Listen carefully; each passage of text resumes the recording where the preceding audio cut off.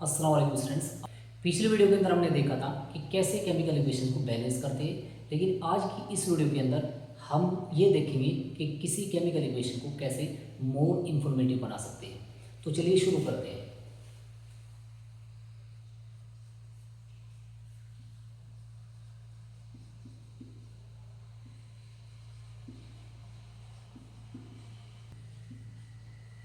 देखिए, सबसे पहले मैं दो रिएक्शंस आपको दिखाता हूँ और उससे समझाता हूँ कि इस वीडियो के अंदर हम क्या करने वाले हैं।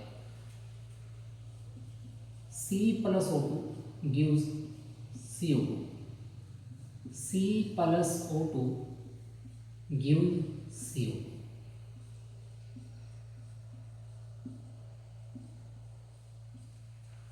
इन दोनों रिएक्शंस को आप देखिए और गौर करिए कि इस पहली रिएक्शन में हमें रिएक्टेंट और प्रोडक्ट की फिजिकल स्टेट का पता नहीं चलता।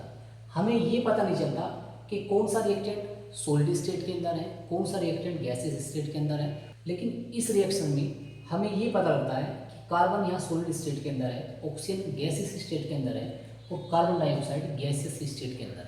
इस इक्वेशन से इस इक्वेशन में हमें कैसे चेंज करना है, कैसे हम किसी केमिकल इक्वेशन को मोर इन्फॉर्मेटिव बना सकते हैं, यानी ऐसी बना सकते हैं केमिकल इक्वेशन को कि वो हमें ज़्यादा से ज़्यादा जानकारी दे, यानी कि वो फिजिकल स्टेट भी शो कराए, वो कंडीशन भी शो कराए कि किस कंडीशन में कितने टेम्परेचर पर कितने प्रेशर पर कोई केमिकल रिएक्शंस हो रही है। तो चलिए ये चीज़ें हम सीखते हैं। जब कोई सब्सटेंस सॉलिड स्टेट के अंदर होता है तो सॉलिड स्टेट के लिए हम सिंबल यूज करते हैं स्मॉल एस। जैसे जिंक सॉलिड स्टेट के अंदर होता है तो स्मॉल एस यूज करते हैं। मैग्नीशियम सॉलिड होता है, स्मॉल एस यूज करते हैं। कैल्शियम ऑक्साइड सॉलिड होता है, स्मॉल एस यूज करते हैं। NaCl सोडियम क्लोराइड सॉलिड होता है, स्मॉल एस यूज करते हैं। जब कोई सब्सटेंस लिक्विड स्टेट के अंदर होता है तो उसके लिए हम सिंबल यूज करते हैं स्मॉल एल। जैसे H2O जब लिक्विड स्टेट के अंदर होता है स्मॉल एल यूज करते हैं। मिथाइल अल्कोहल लिक्विड होता है, स्मॉल एल यूज करते हैं। जब कोई गैसेस स्टेट के अंदर होता है तो उसके लिए हम सिंबल यूज करते हैं स्मॉल जी। जैसे H2O जब गैसेस स्टेट के अंदर होता है, यानी कि जब हम वेपर फॉर्म में इसे यूज करते हैं तो स्मॉल जी यूज करते हैं। हाइड्रोजन गैस होती है, स्मॉल जी लगाएंगे।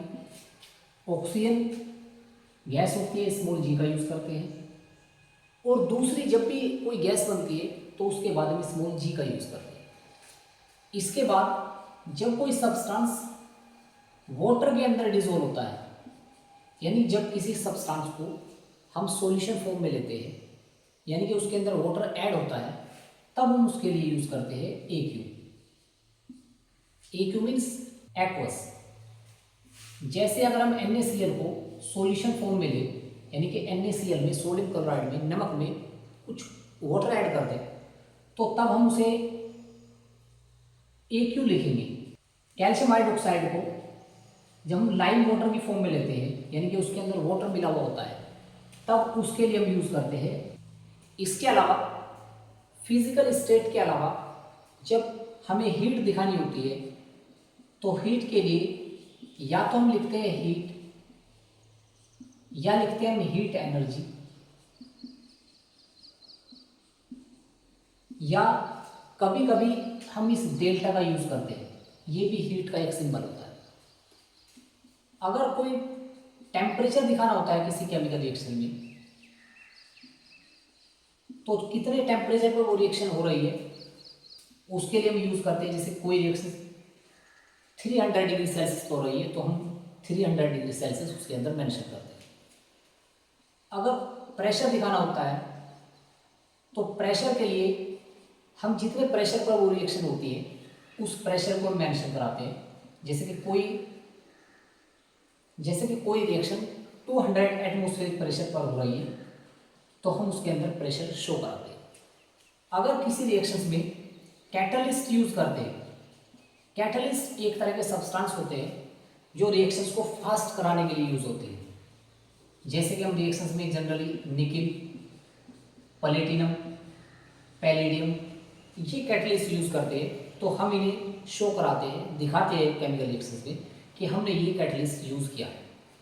तो ये थी केमिकल इक्वेशंस को मोर इंफॉर्मेटिव बनाने का मेथड। अब हम कुछ एग्जाम्पल देखेंगे कि किस एग्जाम्पल में हमें किस तरीके से केमिकल इक्वेशन को मोर इंफॉर्मेटिव बनाना है। तो चलिए कुछ एग्जाम्पल देखते हैं हम। तो पहला एग्जाम्पल है हमारा CaOH का whole twice plus CO2 gives CaCO3 plus H2। जब लाइम वाटर में कैल्शियम हाइड्रोक्साइड सॉल्यूशन में कार्बन डाइऑक्साइड गैस पास कराते हैं तो बनता है कैल्शियम कार्बोनेट का वाइट प्रिसिपिटेट प्लस बनता है वाटर।